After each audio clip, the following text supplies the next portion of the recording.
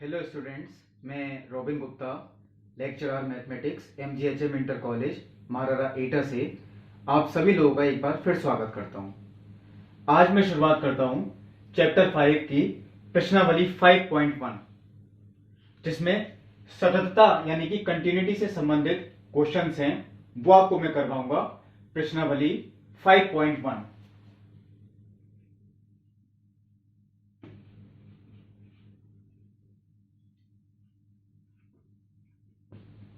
इस प्रश्नावली का बेसिक मैंने इससे पिछले पार्ट के वीडियो में दिया है कि हम किसी भी फलन को सतत किस तरीके से प्रूव कर सकते हैं। यानी अगर कोई फंक्शन असतत है तो उसके लिए दाईं पक्ष सीमा, बाईं पक्ष सीमा और फलन का मान, इन तीनों में से अगर कोई भी एक मान अलग होता है तो फंक्शन असतत होगा। लेकिन अगर ये तीनों ही मान बराबर होंगे तो फंक्शन सतत होगा। अब मैं आपको क्वेश्चन बताता हूं, यह बात ध्यान रखें, दो तरीके के क्वेश्चंस होते हैं। हमें सतत दाएं पक्ष सीमा, बाएं पक्ष सीमा, फलन के मान इस तरीके से भी दिखाना पड़ सकता है कि फलन सतत है। लेकिन जरूरी नहीं हर क्वेश्चन में हम RHL, LHL और फलन का मान यानी दाईं पक्ष सीमा, बाईं पक्ष सीमा, फलन का मान ये सभी निकाल के दिखाएं, क्योंकि कुछ क्वेश्चंस ऐसे होते हैं जो बहुत सिंपल होते हैं, हम उन्हें सीधे भी निकाल सकते हैं। जैसे मैं आपको शुरुआत करता हूं प्रश्नावली 5.1। इसमें शुरुआत में ही कोई क्वेश्चन जो सबसे सिंपल होंगे। देखिए, सबसे पहला ही क्वेश्चन दे रखा है fx बराबर 5x - 3, और यह हमें दिखाना है कि सतत होगा x बराबर 0 पर, x बराबर -3 पर, x बराबर 5 पर। तो मैं आपको, देखिए, पहला क्वेश्चन है, मैं आपके सामने ही करता हूं। फलन हमें दे रखा है fx बराबर 5x - 3। अब ये हमें तीन वैल्यू पे दिखाना है, x बराबर 0 पर, x बराबर -3 पर, x बराबर +5 पर। तो सबसे पहले मैं x बराबर 0 पर चेक करता हूं। तो मैं x बराबर 0 पर इसकी लिमिट निकाल के दिखाता हूं आप लोगों को, यानी limit x tends to 0 fx। अब आप लोग ये सोचेंगे शायद कि मैंने इसमें दाईं पक्ष सीमा और बाईं पक्ष सीमा नहीं निकाल के दिखाई, क्योंकि x के जितने भी वास्तविक मान हैं ये सभी के लिए फलन परिभाषित है, ये बहुपदीय फलन है। ऐसा नहीं है, देखिए मैं आपको लिख के दिखाता हूं, x छोटा है 1 से तो इसके लिए fx का मान कुछ और है, और x बड़ा है 1 से, इसके लिए fx का मान कुछ और है। x के जितने भी मान हैं वो एक निश्चित मान है 5x - 3। x के सभी मानों के लिए हमें एक ही ये फलन लेना है, यानी कि 5x - 3। तो इसलिए ऐसे क्वेश्चंस अगर आते हैं, जैसे कि ये क्वेश्चन दिया है, तो हम इसके लिमिट सिंपल भी निकाल सकते हैं। Limit x tends to 0 fx। 0 इसलिए क्योंकि देखिए सबसे पहले 0 पे निकालना है, तो मैं आपको 0 पे ही निकाल के दिखाता हूं। Limit x tends to 0 fx equal to limit x tends to 0 और fx का मान 5x - 3। और मैं अगर इसकी लिमिट निकालता हूं तो x का मान सीधा 0 ही रख के अगर देखते हैं तो ये 0/0 नहीं आ रहा है। अगर ये 0/0 होता तो अनिधार्य रूप होता। अब मैं यानी सीधा मान अगर रखता हूं 0, यानी 5 × 0 -3, तो 0 × 5 0 और 0 - 3 -3, यानी लिमिट x टेंड्स टू 0 जो fx है उसका मान -3 आता है। और मैं आपसे कहता हूं अगर हम फलन का मान 0 पे ही निकालें सीधा, यानी 0 रख के, तो 5 × 0 -3, तो वो भी -3 आएगा। इसका मतलब है ये जो हमने लिमिट निकाली ये फलन के मान, और फलन के मान को मैंने यही बताया था इससे पिछले वीडियो में, हम fk से दिखाते हैं। अब देखिए k कोई भी संख्या हो सकती थी, यहां पे k का मान कितना है 0, तो हमने f0 लिख दिया। इसका मतलब है देखिए limit x tends to 0 fx और बराबर है वो फलन के मान के। अगर हम ऐसे भी सिद्ध करके दिखा दें तो वो फलन सतत होगा, यानी x बराबर 0 पर फलन सतत है। अब देखिए फिर चेक करते हैं इन्होंने दे रखा है x बराबर -3 पर, तो मैं इसी के नीचे लिखता हूं लिमिट x टेंड्स टू -3, यानी लिमिट x टेंड्स टू -3, और मैंने यहां पे फलन का मान कॉपी कर दिया 5x - 3। अब देखिए -3 भी अगर मैं रखता हूं तो उत्तर 0/0 नहीं आ रहा है। इसका मतलब है हम इसका सीधा उत्तर निकाल सकते हैं 5 इंटू -3 यानी -15 और -3 टोटल कितना हो गया -18। और अगर मैं आपसे कहूं मैं -3 सीधा ही रख के देखता हूं तो फलन का मान भी यही आएगा, क्योंकि 5 इंटू -3 -15 यानी -15 और -3 कितना हो गया -18। तो यहां भी देखिए हमने प्रूफ कर दिया, यानी कि फलन के लिए जो x बराबर -3 के लिए जो fx की सीमा है वो x बराबर -3 के लिए फलन के मान के ही बराबर है। देखिए x बराबर -3 पे मैंने लिमिट निकाली और x बराबर -3 पे फलन का मान भी निकाला, दोनों आपस में कैसे हैं बराबर, तो x बराबर -3 पे भी सतत है। अब आता है देखिए एक मान इन्होंने और दिया, लिमिट x टेंड्स टू 5, तो अब मैं निकालता हूं limit x tends to 5x - 3, यानी लिमिट x टेंड्स टू 5। अब मैं ये बात कहता हूं, अगर यहां x का मान मैं 5 रखता हूं तो मुझे लगा था शायद 0/0 आएगा, और 0/0 आता तो मुझे सॉल्व करना पड़ेगा, लेकिन 0/0 नहीं आएगा। इसका मतलब है कुछ लोग देखिए यही गलती भी करते हैं, मैं आपको इसलिए बता रहा हूं, हम जब x का मान रखेंगे यहां पे तो हमें ये लिमिट शब्द नहीं रखना है, हमें सीधा x का मान रखना है। अब हमें लिमिट शब्द नहीं लिखना है, ये बात आपको ध्यान रखनी है। x का मान मैंने सीधा रख दिया, देखिए ऊपर भी मैंने यहां पे लिमिट नहीं लिखा, मान रख दिया है, यहां भी देखिए यही किया, यानी 5 गुणा 5 25, 25 -3 वो कितना हो गया 22। तो मैंने x बराबर 5 पे जो लिमिट निकाली उसका मान 22 आता है, और x बराबर 5 पे अगर मैं फलन का मान भी निकालूं वो भी 22 आएगा, यानी कि f5। इससे ये देखिए प्रूफ होता है कि x बराबर 5 पर लिमिट और x बराबर 5 पर फलन का मान ये आपस में कैसे हैं बराबर, क्योंकि ये भी 22 आएगा ये भी 22। इसका मतलब x बराबर 5 पर भी फलन सतत है। तो अगर कभी इस तरीके का क्वेश्चन आपको दिया है जिसमें फलन एक निश्चित परिभाषित है, यानी फलन के दो मान नहीं, यहां पे fx बराबर 5x - 3 दे रखा है और कोई नहीं दे रखा, तो हम इन्हें सिंपल भी ऐसे प्रूव करके दिखा सकते हैं, कोई दाई पक्ष सीमा और कोई बाई पक्ष सीमा निकालने की जरूरत नहीं। अब देखिए क्वेश्चन नंबर 2 वो मैं आपको ही दूंगा, क्योंकि इन्होंने दे रखा है fx बराबर 2x² - 1, कोई और मान तो दे ही नहीं रखा, तो यह आप खुद भी कर सकते हैं। मैं आपको बताता हूं क्वेश्चन नंबर 3, और इसका भी पहला पार्ट वो देखिए बिल्कुल इसी तरीके का है, वो भी रिपीट है, आप लोग होमवर्क में करेंगे। क्वेश्चन नंबर 3 का बी पार्ट वो आपको मैं करके दिखाता हूं, क्वेश्चन नंबर 3 इसका बी पार्ट, और क्वेश्चन हमें दे रखा है fx बराबर 1/x - 5, शायद यही है, fx बराबर 1/x - 5, और हमें चेक करना है ये किन मानों पर सतत है या असतत है। ऐसा कोई मान भी नहीं दिया, देखिए यहां तो मान लिख के दिया, हमें x बराबर 0 पे चेक करना है, x बराबर -3 पे करना था, x बराबर 5 पे करना था, यहां ऐसा नहीं लिख के दिया। देखिए क्वेश्चन नंबर 2 में भी लिख के दिया कि x बराबर 3 पे कीजिए, लेकिन यहां देखिए ऐसा कुछ नहीं लिख के दिया, तो हम ये चेक करेंगे x बराबर, सबसे पहले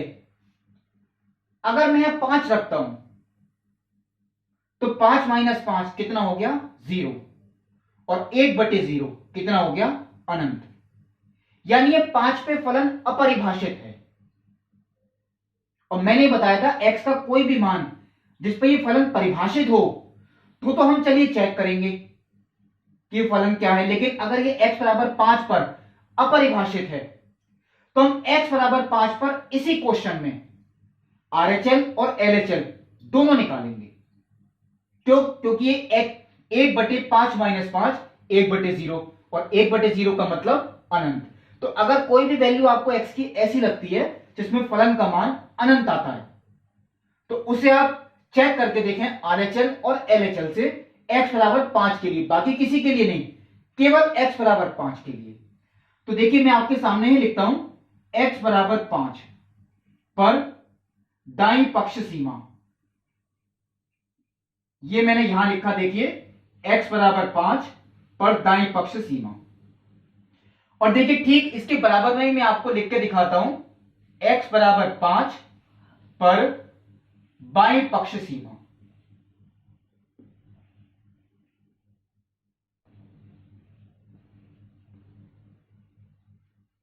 मैं आपको खुद निकाल के दिखाता हूं, x बराबर 5 पर दाईं पक्ष सीमा यानी कि RHL, और x बराबर 5 पर बाईं पक्ष सीमा यानी कि LHL। मैं शॉर्ट में देखिए यहां लिख देता हूं RHL यानी कि दाईं पक्ष सीमा, और यहां मैंने लिख दिया LHL यानी कि बाईं पक्ष सीमा। अब मैंने ये बात बताई थी आपको पिछले वीडियो में, जिस मान के लिए हम निकालते हैं वही मान हम यहां लिखेंगे। हम 5 पे निकाल रहे हैं तो हम यहां लिमिट x टेंड्स टू 5 ही लिखेंगे। हम देखिए ये 5 पे निकाल रहे हैं तो हम यहां भी लिमिट x टेंड्स टू 5 ही लिख के दिखाएंगे। अंतर क्या था? क्योंकि ये दाईं पक्ष सीमा है, और दाईं पक्ष सीमा हमेशा 5 से बड़े मानों के लिए होती है, यानी जो भी हो बड़े मान, तो बड़े के लिए हमेशा प्लस का चिन्ह आएगा, और ये बाईं पक्ष सीमा छोटे मानों के लिए होती है तो इसके लिए माइनस का चिन्ह आएगा। तो limit x tends to 5 plus, और यहां मैंने लिखा था आपको fx ही लिखना है, यहां भी देखिए मैंने fx ही लिख दिया। चलिए मैं इसके दो पार्ट कर देता हूं, ये इसका दूसरा पार्ट है, लेकिन आपको दोनों देखिए साथ में ही सॉल्व करके दिखा रहा हूं।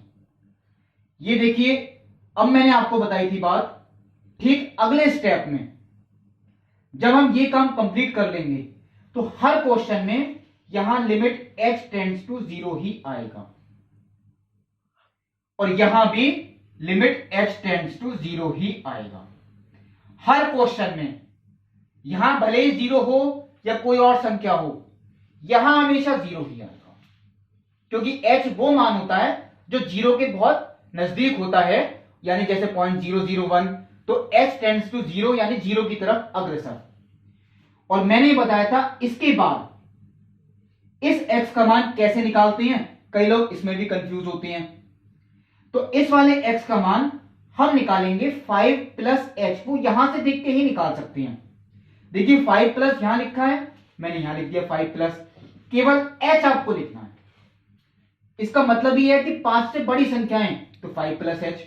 बिल्कुल ऐसे ही देखिए यहां पे हम x की जगह क्या रख देंगे, 5 माइनस h।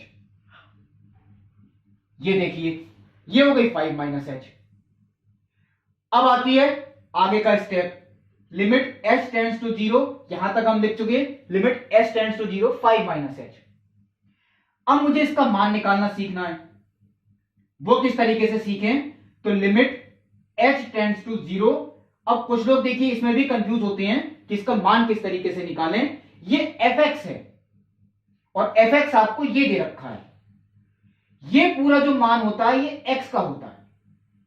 तो जहां आपको x दे रखा हो क्वेश्चन में, वहां x की जगह ये चीज रखनी है, यानी 1/5 प्लस h माइनस के 5। और बिल्कुल ऐसे ही देखिए ये limit h tends to 0, 1/5 minus h minus के 5। क्यों? क्योंकि मैंने देखिए बताया था ये मान ये x का होता है, तो हम x की जगह रख देंगे 5 माइनस h। अब ये मैंने मान भी रख दिया, fx का मान वो ये आ गया। अब मैं आप लोगों से कहता हूं, अगर मैं अब 5 से 5 को देखिए कैंसिल कर दूं, तो मेरे पास केवल हो जाता है limit h tends to 0, 1/h। और यहां पे देखिए आता है लिमिट h टेंड्स टू 0, 5 से 5 यहां भी कैंसिल होता है, 1/माइनस के h। अब देखिए आगे, अगर मैं इसमें h का मान 0 रखता हूं, 1/0, ये देखिए अनंत आएगा। एक बटे, और ध्यान रखें h टेंड्स टू 0 है, h का मान वो होता है तो 0 के बहुत नजदीक होता है, और वो हम प्लस का लेते हैं, जैसे 0.001। तो h का मान यहां पे प्लस का है, 0 के बहुत नजदीक है, तो ये जो हमारा उत्तर आएगा ये अनंत के नजदीक होगा, इसलिए हमारा उत्तर मैंने लिखा यहां पे अनंत, क्योंकि बहुत छोटी संख्या है। इसलिए एक बटे जब ये 0 के नजदीक है तो 1/0 के आसपास कोई भी संख्या हो उसका उत्तर अनंत, लेकिन ये प्लस के अनंत है क्योंकि h का मान प्लस में है। अब मैं आपसे ये बात कहता हूं, अगर यहां पे h का मान बहुत नजदीक होती है 0 की संख्या 0.001 इस तरीके की है, लेकिन वो क्योंकि माइनस की है, इसका मतलब है अगर मैं इसे सॉल्व करता हूं तो आप लोग तो यही लिख देंगे 1/0 यानी कि अनंत, क्योंकि 0 के साथ माइनस का कोई फर्क नहीं पड़ता। यहां ऐसा नहीं है, ये 0 के नजदीक संख्या है और वो भी -h है, तो ये माइनस की तरफ अग्रसर है, इसका मतलब ये माइनस के अनंत के पास आएगा। अब देखिए मैंने निकाला दाईं पक्ष सीमा, वो तो आती है अनंत लेकिन प्लस की, और ये आती है माइनस की अनंत। यानी ये आपको मैंने बताया अगर ये बराबर ही नहीं है, वो भी x बराबर 5 पर, क्योंकि RHL कुछ और है LHL कुछ और, मैं यहां पे लिख देता हूं x बराबर 5 पर RHL बराबर नहीं है x बराबर 5 पर LHL, क्योंकि ये बराबर है ही नहीं, ये आपको लिख के दिखाना पड़ेगा। यानी RHL बराबर नहीं है LHL की। जब ये बराबर ही नहीं है, इसका मतलब इससे ये प्रूफ होता है, जब हमने इतना ही प्रूफ कर दिया हम फलन के मान पर ध्यान ही नहीं देते। यानी x बराबर 5 पर फलन fx असतत है, ये देखिए मैंने प्रूफ कर दिया। अब आप लोग सोचेंगे कि बाकी का कोई मान तो नहीं है ऐसा, तो हम बाकी का कोई मान अगर लेना है आपको तो हम ये इस तरह से दिखा सकते हैं कि x बराबर k कोई वास्तविक संख्या है, लेकिन k is not equal to 5, 5 को छोड़कर वो कोई भी वास्तविक संख्या हो सकती है x बराबर k। तो x बराबर k के लिए जब हम निकाल के दिखाएं तो वो सिंपल ऐसे दिखा सकते हैं, limit x tends to k fx equal to limit x tends to k 1/x - 5 equal to 1/k - 5 equal to f की, जैसे मैंने ये करी x बराबर k पर। तो 5 को छोड़कर बाकी कोई भी वास्तविक मान हो उन पे ही सतत है, केवल 5 पे ही असतत है। ये क्वेश्चन था, केवल इसमें इस तरह से देखना था, मैंने इसलिए करके दिखाया। तीसरे का जो ए पार्ट है उसमें आप k मान के ही करके दिखा दें, उसमें केवल x - 5 है, तो आप x बराबर k के लिए दिखा दें तो limit x tends to k fx limit x tends to k x - 5 यानी limit x tends to k k - 5, तो k - 5 उत्तर आ गया, फलन का मान भी वही आएगा। इसका मतलब वो फलन x के सभी मानों के लिए सतत है। ये फलन था जो x बराबर 5 पर असतत था। अब देखिए क्वेश्चन नंबर 3 का जो सी पार्ट है, क्वेश्चन नंबर 3 का सी पार्ट अगर आप कोशिश करेंगे खुद तो वो इसी तरीके का है, नहीं तो मुझे अगली वीडियो में भी बताना पड़ेगा। लेकिन जो क्वेश्चन का डी पार्ट है वो अनंत नहीं आ सकता, वो आप x बराबर k मानकर ही कर सकते हैं, limit x tends to k fx, जैसे मैंने ये करके दिखाई। तो आप लोगों के लिए जो होमवर्क में मिलते हैं क्वेश्चंस, वो क्वेश्चन नंबर 2, 3 का पार्ट ए, 3 का पार्ट डी, और जो लोग सी ट्राई कर सकते हैं वो सी भी कर सकते हैं, नहीं तो अगले वीडियो में मैं सी पार्ट भी आपको करके दिखाऊंगा और आगे के क्वेश्चंस वो भी आपको बताऊंगा। इतना क्वेश्चन देखिए मैंने बताया वो असतत, ये इसी तरीके से करना है। सतत के लिए ये चीज अगर बराबर आती तो हम लिखते कि फलन का मान क्या है, अगर वो भी प्लस के अनंत था तो वो सतत है। तो अब देखिए अभी के वीडियो में मैं केवल आपको इतना ही बताता हूं, बाकी के क्वेश्चंस वो आपको अगले वीडियो में बताए जाएंगे। तब तक के लिए नमस्कार।